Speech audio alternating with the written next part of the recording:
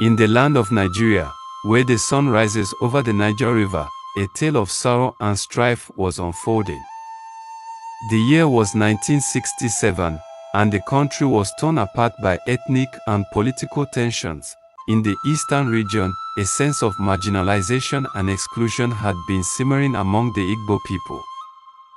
They felt like second-class citizens, denied access to power and resources by the northern-dominated government. One fateful day, a charismatic leader named Chukwuemeka Odumogu Ojukwu, the military governor of the eastern region, declared independence for the Republic of Biafra. The declaration was met with jubilation by the Igbo people, who saw it as a beacon of hope for self-determination and protection from persecution. But the Nigerian government, led by General Yakubu Gowon, viewed Biafra's declaration as an act of rebellion.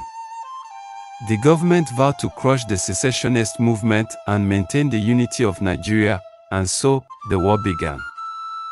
Nigerian federal troops marched into Biafra, determined to quash the uprising.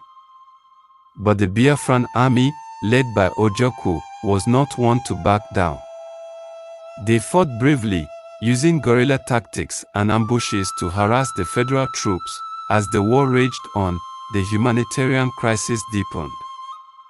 Millions of Biafrans faced starvation and disease as the Nigerian government blocked food routes into the region. The international community intervened with aid, but it was often inadequate or diverted by the warring parties.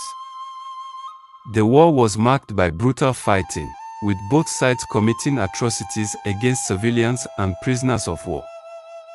The once peaceful land was now a battleground, with the sounds of gunfire and explosions echoing through the hills and valleys. Despite their bravery, the Biafran army was outnumbered and outgunned. The Nigerian army captured key cities, including Port Harcourt and Enugu, and the Biafran capital, Umuahia, was under siege.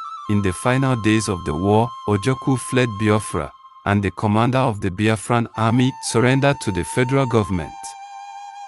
The war officially ended on January 15, 1970, with General Gowon declaring that there were no victors or vanquished, but the scars of the war would linger for generations to come.